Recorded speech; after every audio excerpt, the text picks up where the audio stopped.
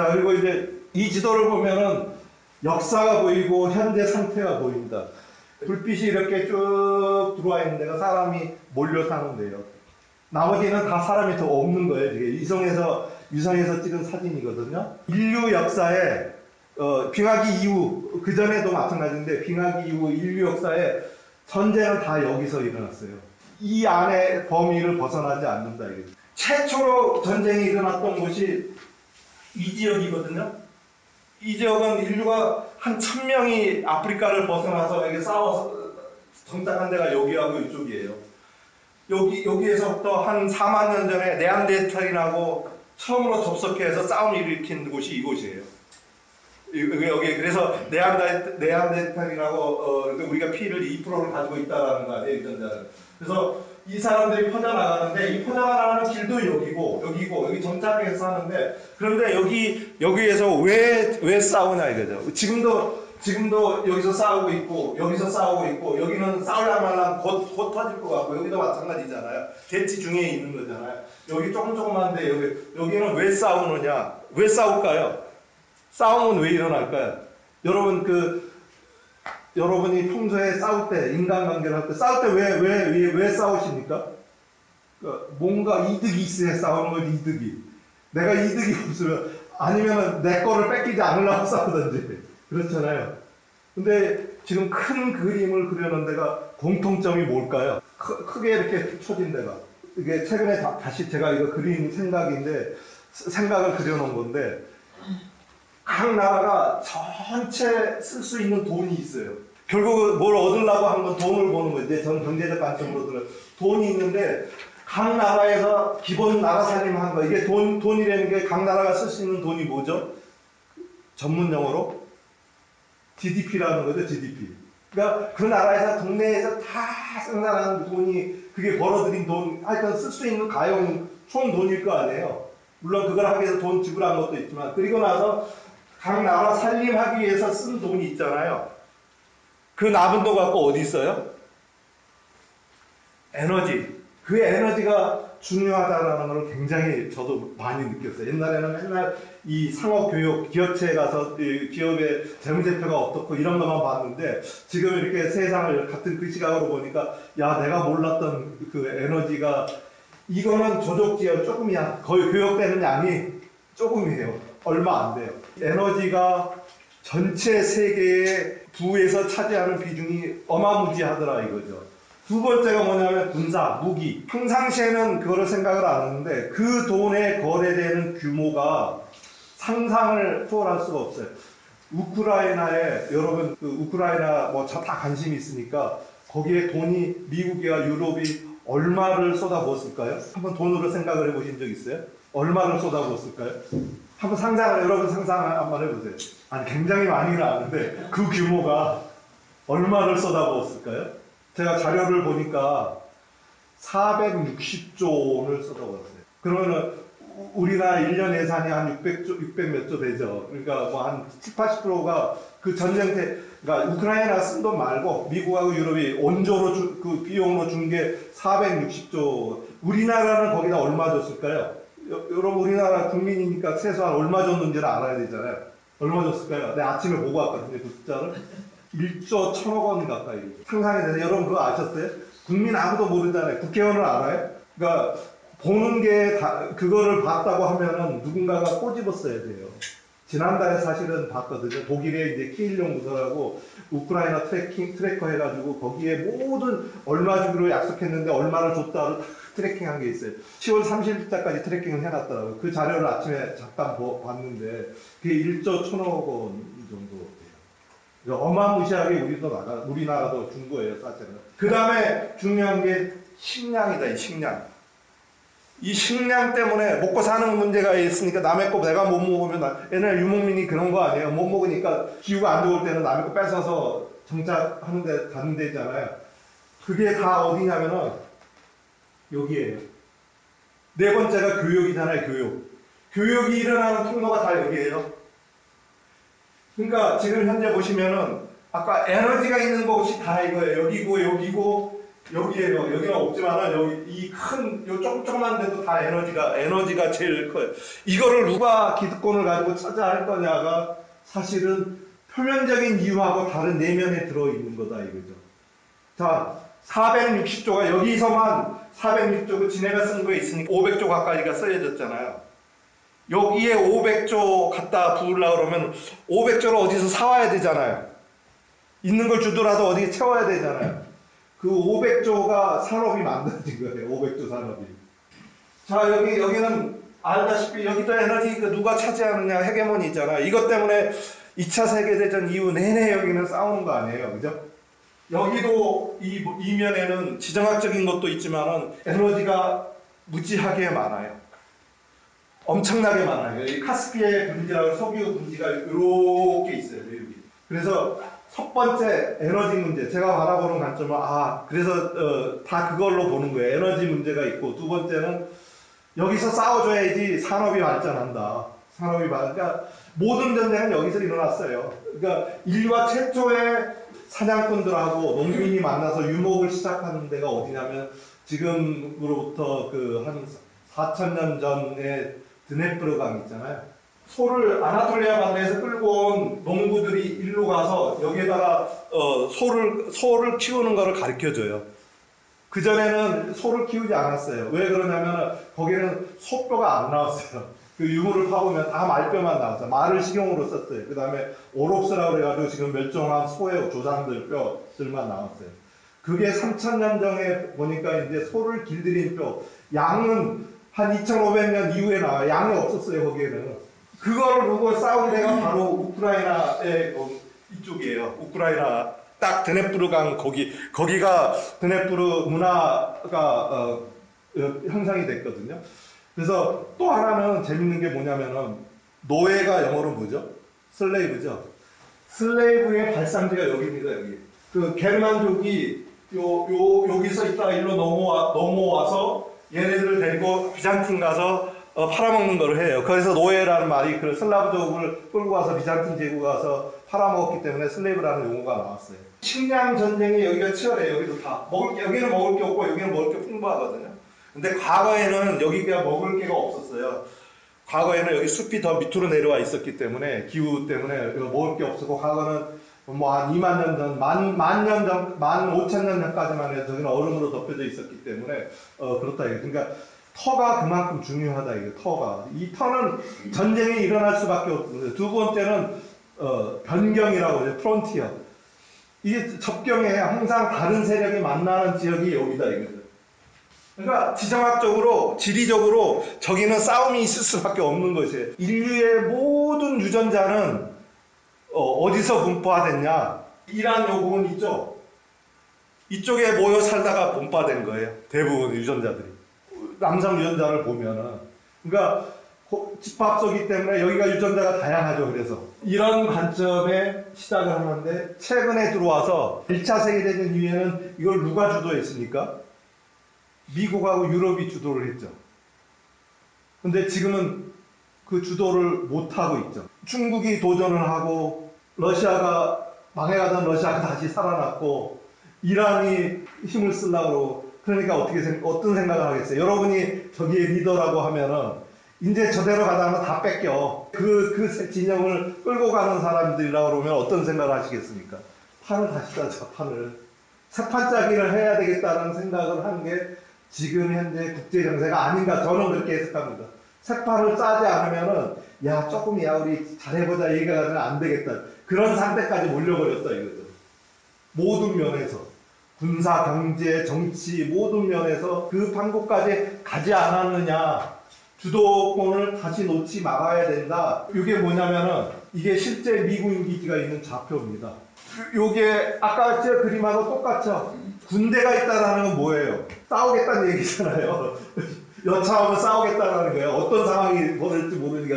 그러니까 미군은 자기네 나라에는 물론 있긴 하지만 지원도 되고 다 여기 있는 거예요. 여기에 부대요. 군을 가지고 있다라는 건 싸워주려는 의도가 있는 거예요. 아까 보셨듯이 제일 많은 데가 어디예요? 여기하고 여기죠. 그러면 여기는 언제든지 전쟁이 일어날 수 있다. 여차하면. 명분만 없을 뿐이지 명분만 있으면 바로 전쟁이 일어난다. 그렇게 생각하셔야 돼요. 안 그러면 평화로운데 군대 됩니까? 이런 데다 군대 많이 주둔시켜요? 여기도 이런 데다 주둔시킵니까? 안 시킨다고요. 평화로운 데는 안 해요. 그러니까 먹을 게 없는 데는 안 둬요. 여기는 먹을 게 있는 거거든. 자, 지금 이 지도가 뭐냐면은 석유와 가스의 매장지예요, 전 세계. 제일 많이 매장된 데가 어디예요? 러시아잖아요. 그 다음에 카스피해 쪽하고 중동은 너무나 많아요. 여기도 리비아하고 튀니지 쪽을 리비아를 정권을 붕괴시킨 이유가 사실은 요거에 있다고 저는 보거든요.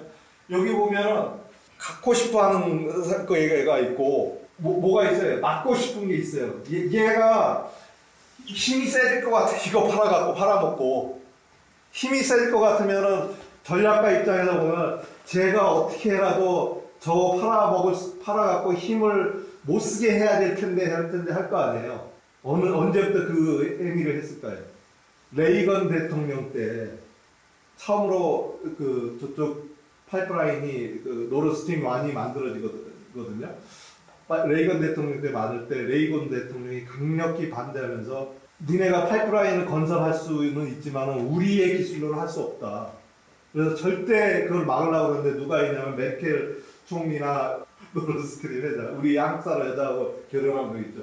그러니까 그거를 막고 싶은 거예요. 왜냐면은 러시아에 대한 두려움이 있기 때문에 러시아를 힘이 없는 상태로 나눠두고 싶어요. 그래서 초기에 소련이 붕괴됐을 때는 누가 가서 저걸 다 해를 쳐먹었냐면은 조지 소로스가 그 엘친의 고문이었습니다. 그리고 서방의 그 투자 자문회사들이 다 들어가서 다 민영화를 시켜요. 민영화를.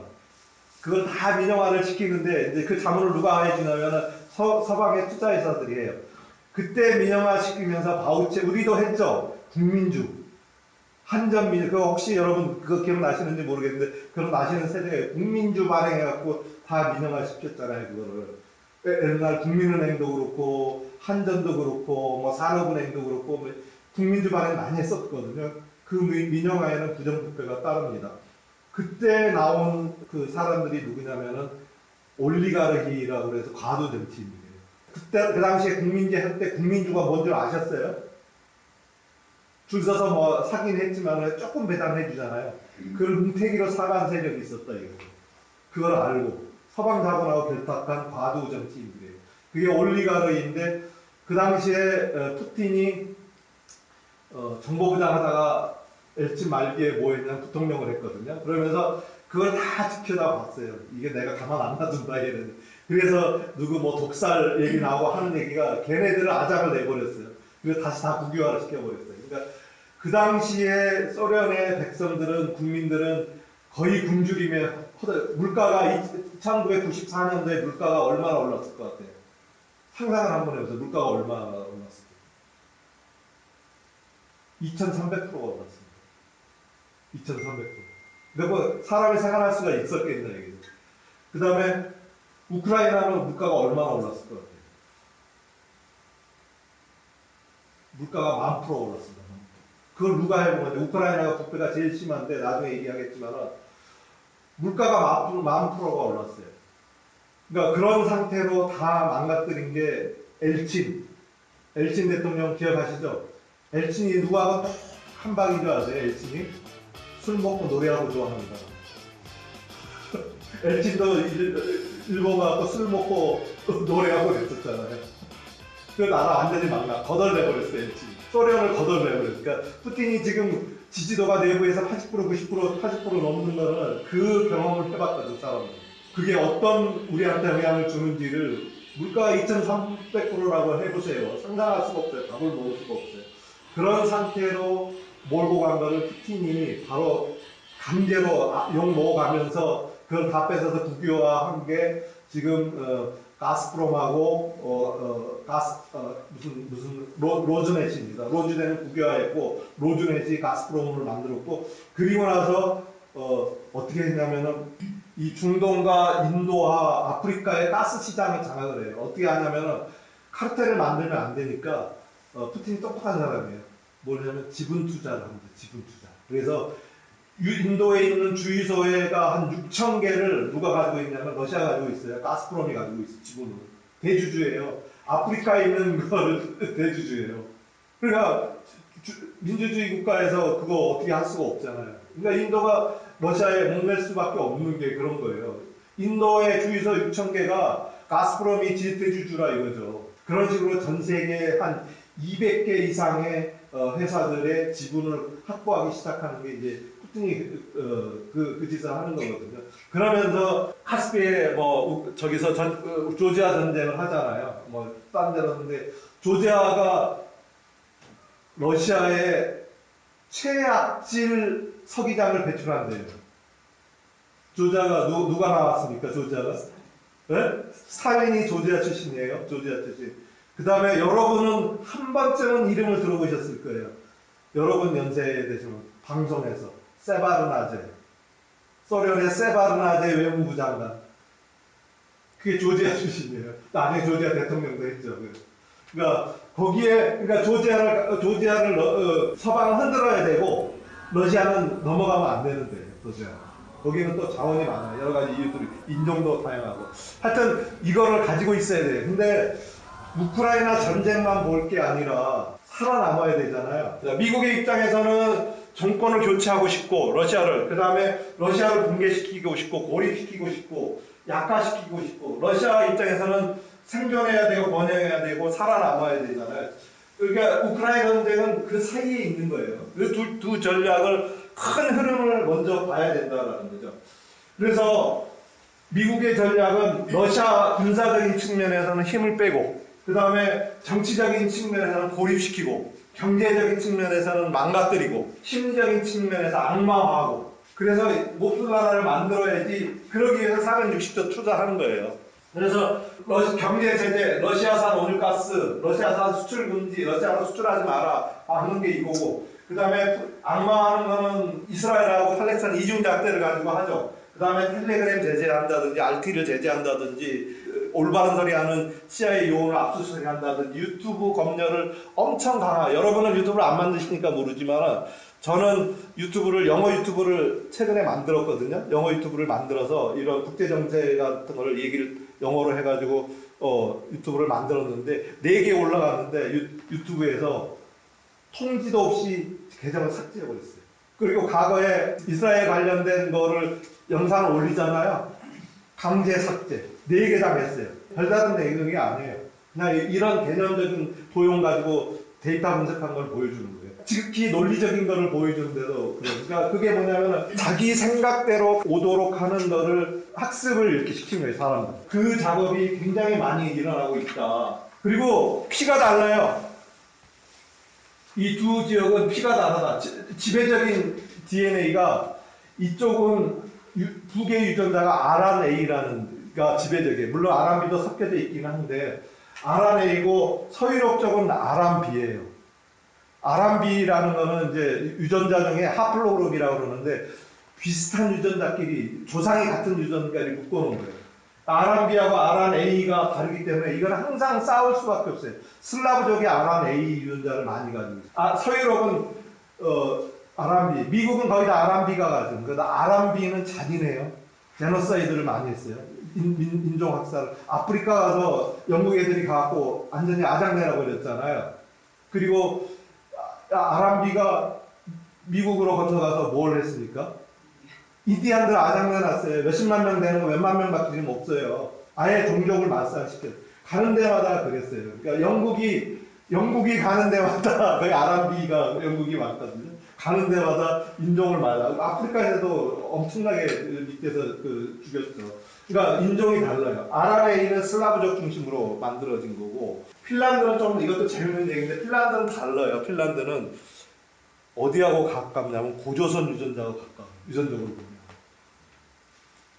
이거는 뭐 시간이 없으니까 이게 재밌는 얘기인데 피가 다르다. 이게 싸울 수밖에 없어요. 피가 다르면 싸웠죠. 그 다음에 이걸 못 팔게 해야 돼. 이거 팔아서 강해지는 꼴을 못 봐. 앞으로 더 강해지는 꼴을 못 보기 때문에 예전처럼 서양 투자자본이 소로스가 들어가서 고문해가지고 자기들이 투자한 자본이 이득을 뽑아내고 싶은데 그거가 안 되잖아요. 그러니까 그걸 하고 싶은 거예요. 러시아의 힘을 약화시켜서. 근데 이제 푸틴이 그걸 못하게 하니까. 그리고 우크라이나 자원입니다. 여기 까만 게 뭐냐면은 흑토지대의 토르노잼이라고 그래서 그냥 뿌리면 나오는데 뿌리 농사 지는 데가 이거고, 그 다음에 티타늄 ERE가 레어 얼스 엘리멘트라고 해서 히토리움하고 여기에 다 몰려 있어요. 그 다음에 여기 가스 분지, 그 다음에 유전 세일가스가 여기에 있고, 그러니까 여기가 다 몰려 있어요. 돈바스라고 여러분 많이 들어요. 동부전선이라고 들어있죠. 여기에 다 몰려 있어요. 이게 석탄 광산이 까만 게 광산들이거든요. 그 다음에 여기에 석유리 가스 분지, 이게 크림반도에. 여기는 히스토리가 있긴 하지만 별로 없어요. 그러니까 동부전선 이거 차지하고 싶어요. 이 가치가 전체 우크라이나가 1경 6천조예요. 이거는 제가 하는 게 아니라 지질조사국에서 이미 다 돼 있어요. 그래서 그 미국의 그 상원 의원 누구죠? 그 사람이 이 1경 6천조를 러시아나 중국이 사용하게 할 수 없다라는 거예요. 전쟁의 이유가. 우크라이나를 돕자는 게 아니에요. 우크라이나를 도와서 전쟁을 니네가 불쌍하니까 도와줘 이게 아니야. 이거를 우리가 차지해가지고 부자가 되는 걸 꼴을 못 보겠다는 거예요. 윈지 그레함인가 그렇죠. 그 사람이 여러 번 방송에서 말을 했어요. 우크라이나는 절대 가난할 수가 없는 나라예요. 자원 풍부하죠. 소련이 붕괴하면서 공업을 그대로 놔두고 왔어요. 공업시설을. 그러니까 소련의 최대 공업단지가 여기 있었어요. 그래서 미국의 학자들은 그때 소련 붕괴 시에 우크라이나가 가장 자유롭고 부유한 해방한 러시아에서 소련에서 나온 국가 중에 부유한 국가가 될 거라고 했는데 지금 제일 가난하잖아요. 왜 그럴까요? 우크라이나는 인구도 많지 않고 땅덩어리가 크기 때문에 절대 가난해질 수가 없어요. 아무리 저기 해도 뭐 때문에 그러냐면 부정부터 때문에. 올리가르히, 여기도 올리가르히가 가두 정치인들인데 이 사람들이 땅을 다 차지하고, 그러니까 이 사람들이 뭘 했냐면 무슨 짓을 했냐면은 소련에서 넘은 산업을 완전히 지네가 차지하고 거기도 이제 바우처 제도를 해서 민영화했으니까 그걸 차지하고 거기서 부를 소비하고 했고, 두 번째는 그러면 이제 외부 자본이 못 들어오게, 그 자기가 차지한 제조업에 못 들어오게 하고, 그러니까 외부 자본들은 어떻게 해요? 부동산이나 토지를 소유하는데 법적으로 토지를 소유할 수가 없으니까 이 토지를 소유한 가두 정치인들한테 돈을 대서 지분을 확보해요. 우크라이나 땅 상당 부분이 넘어갔다라는 얘기가 그거예요. 근데 몬산토나 뭐 이런 데서 했다는 얘기는 확인되지 않은 거고, 제가 확인하는 지분 확보한 자료로는 그런 식으로 가두 정치인이 보유한 그 회사들을 지분을 많이 외국 자본들이 했어요. 사우디도 많이 가지고 있고 그래요. 그 다음에 다음 접전지가 뭐냐면은 이곳이에요. 여기가 앞으로 최대의 접전지가 될 겁니다. 어디입니까? 북극. 북극은 지금 그 야말반도 여기 러시아 석유가 다 여기서 나오거든요. 유럽계 확대가 돼요. 석유 산지가. 이 분지가 이렇게 돼 있기 때문에 여기에 또 광물이 무지하게 많아요. 근데 지금 얼음이 30년 내에 녹거든요. 핀란드가 아무 위협도 없는데 왜 나토에 가입했겠어요? 장기적으로는 여기가 전쟁터가 있거든요. 국경 분쟁이 많아요. EEZ를 놓고 그거를 나중에 뭐 기회가 되면은 EEZ 제가 다 그려놓은 게 있는데 자기 영토라고 주장하는 게 많아요. 그리고 러시아가 이걸 선점하고 있어요. 북극해 항로도 만들고 있고, 얼음 여기에 접한 나라가 6나라가 되거든요. 여기 북극해를 도는 그 나라들이 기후 변화가 일어나서 따뜻해지면 제일 좋은 데가 여기예요. 그 다음에 당장 하고 싶은 게 있었어요. 트럼프 대통령 때. 트럼프 대통령 때 우리나라에 트럼프가 와서 뭘 팔아먹고 갔죠? 세일가스를 팔아먹고 갔어요. 그 전에는 우리나라가 미국에서 LNG 가스를 한 톨도 안 샀어요. 트럼프가 2017년인가 와서 우리나라한테 팔아먹고 간 게 세일가스예요. 그 시점에 그 미국에는 세일가스 산업이 큰 문제가 생깁니다. 팔아먹을 데가 없어요. 유럽은 이미 러시아 파이프라인 가스가 다 들어가 있고, 아시아는 우리가 카타르 거를 제일 싸기 때문에 카타르 거를 갖다 썼거든요. 그걸 다 잡아갖고 막대한 돈을 투자해서 해놨는데, 그때 미국은 어떻게 했냐면 셀가스 나오는 거 태워서 태웠어. 그냥. 나오는데 그거를 멈출 수가 없으니까 한번 뚫으면 멈출 수가 없거든요. 그럼 인공위성에서 사냥하면 불나는 게 보일 정도로 태웠어요. 근데 팔아먹어야 되잖아요. 그래서 이제 우리나라 찾아와서 팔러 다니는 게 트럼프였어요. 러시아는 석유, 가스가 두 가지, 파이프라인으로 파는 거는 유럽에 팔고, 야말의 요 LNG2가 올해, 요놈을 오픈하면 어떻게 되냐면, 미국의 LNG 산업이 완전히 죽어요. 가격이 싸기 때문에. 그러니까 얘를 오픈해서 팔 수 없도록 해야 돼요. 지금 당장. 왜냐하면 미국 산업이 죽으니까. 그게 뭐냐면 가격이 제가 2020년도에 몇 년 전에도 만든 자료인데 조사해가지고 가스 가격이 미국 순수한 가스 가격이 LNG, 아틱 LNG가 0.5밖에 안 되는데 미국하고 멕시코만에서 나오는 거는 세일 가스라 3달러예요. MMBTU당 3달러예요. 그 다음에 뭐 에카 하는데 비용 이런 건 다 똑같고 수송비도 비싸요. 미국은 수송비도. 봐서 태평양 건너서 우리나라까지 올라고 생각을 해보세요. 얼마나 비쌀 건지. 그 다음에 상가비도 비싸고 금융비만 싸요. 그래서 원가가 싸요. 요 당시까지만 해도 우크라이나 전까지만 해도 우리나라 주요 수입처는 카타르였습니다. 제일 쌌어요. 3.1달러. 우크라이나 전쟁하고 나서 우리나라 가스 수입이 어디로 바뀌었을까요? 카타르에서 생산하는 건 유럽 줘야 되잖아요. 러시아 거 없어졌으니까 어딘가에 사잖아요. 그걸 어디 갖고 오냐면 호주 거 갖다 씁니다. 호주가 제일 수입이 많아요, 작년에. 2023년도, 24년. 호주가 어떻게 제일 비싸죠. 그거를 양보한 사람입니다. 마지막 남은 가스관이 우크라이나를 통과하는 마지막 남은 가스관이 하나가 남아있어요. 올해 연말에 만들어지게 되거든요. 연말에 이제 종료돼가지고 요 가스가 실제 가스 라인 좌표입니다, 이거는. 그래서 어디까지 가냐면 이태리까지 가요. 하나 남은 게. 그래서 슬로바키아나 헝가리 같은 경우는 이게 없으면 물가가 엄청 올라갈 거예요. 그러니까 고민이에요. 어디서 사긴 사야 되는데 내년에 팔긴 할 거예요. 어떤 방법으로든지.